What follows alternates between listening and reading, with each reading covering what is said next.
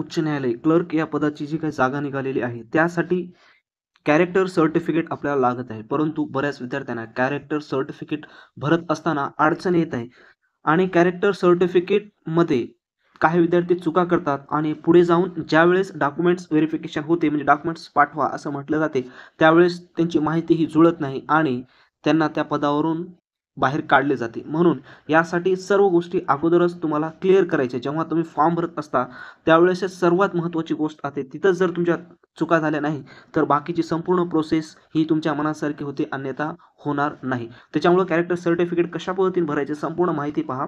इथं काय म्हटलेलं पहा, सर्टिफाईड दॅट श्री. या ठिकाणी तुमच्या स्वतःचं नाव टाकायचं आहे आणि जिथं आपल्याला तिथे सन, डॉटर, वाईफ ऑफ श्री, इथं वडिलांचं आणि ज्या महिलांचं लग्न झालेलं आहे त्यांनी पतीचं नाव आपलं टाकायचं आहे. अशा पद्धतीने इथं तुम्हाला माहिती भरायची आहे व्यवस्थित. त्यानंतर इथं आरो म्हणजेच रेसिडेंट म्हणजे तुमचा पत्ता टाकायचा आहे. पूर्ण पत्ता इथं तुम्हाला काय करायचं तुमचा लिहायचं आहे. त्याच्यानंतर इथं आहे पहा, नोन तुम्ही सिन्स लास्ट किती वर्षापासून ओळखत आहे ते आपल्याला माहिती इथं भरायची आहे. आणि त्याच्यानंतर एक महत्त्वाची लाईन या ठिकाणी आहे, ती काळजी आपल्याला घ्यायचं आहे. ही शी नॉट माय रिलेटिव्ह. म्हणजे आपण ज्या व्यक्ती 2 व्यक्तीकडून कॅरेक्टर सर्टिफिकेट घेणार आहोत, तर ते आपले रिलेटिव्हज असता कामा नये. गेल्या वेळेस काही व्यक्तींनी स्वतःच्या वडिलांचं नाव टाकलं किंवा भावाचं नाव टाकलं.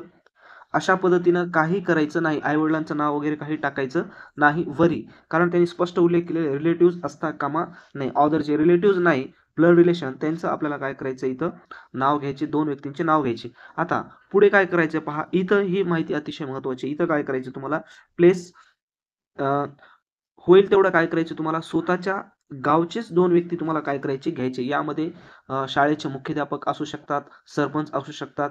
अशा पद्धतीचे तुम्ही काय करू शकता, ज्येष्ठ नागरिकांची तुम्ही नावं या ठिकाणी घेऊ शकता. रेप्युटेड जे व्यक्ती त्यांची नावं तुम्ही या ठिकाणी घेऊ शकता.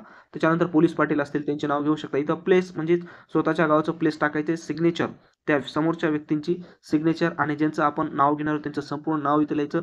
व्यवसाय त्या व्यक्तींचा काय आहे, व्यवसाय लिहायचा आहे आणि ॲड्रेस त्या व्यक्तींचा संपूर्ण ॲड्रेस टाकायचा आहे. आणि शेवटी पहा, या ठिकाणी त्या व्यक्तींचा मोबाईल नंबर जे आहे, तो मोबाईल नंबर व्यवस्थित चालू मोबाईल नंबर टाकायचा. यासाठी असं असते, की व्हेरिफिकेशनसाठी या व्यक्तींना कॉल जातो आणि कॉल गेल्याच्यानंतर तुमच्याबद्दल माहिती विचारली जाते. मग ती माहिती जर समोरच्या व्यक्तीला माहीत असेल, तर तुमच्याबद्दल तो व्यक्ती माहीत असू शकतो. त्याच्यामुळे सुद्धा तुम्हाला काय करायचं आहे, तुमच्या गावातीलच व्यक्तींचं काय करायचं या ठिकाणी नाव घ्यायचं आहे, जेणेकरून तुमची संपूर्ण माहिती ते व्यवस्थित सांगू शकेल. अशा पद्धतीने तुम्हाला कॅरेक्टर सर्टिफिकेट पूर्ण काय करायचं आहे, भरायचं आहे. आणि अजून यामध्ये काही समस्या असेल, तर तुम्ही कमेंट्स बॉक्समध्ये कमेंट्स करू शकता आणि आजपासूनच तुम्ही तयारीला लागा मित्रांनो. महत्त्वाचं आहे यामध्ये टायपिंग्स. तर त्यासाठी आपण सर्व मटेरियल्स तयार केलेलं आहे. त्याची लिंक डिस्क्रिप्शन बॉक्समध्ये दिली आहे. त्या ठिकाणी जाऊन तुम्ही डाउनलोड करू शकता. तर नवीन असाल तर आपल्या यूट्यूब चॅनल आणि टेलिग्राम चॅनल दोन्हीला सुद्धा सबस्क्राईब करा आणि जास्तीत जास्त हा व्हिडिओ तुमच्या मित्रांना तुम्ही शेअर करा.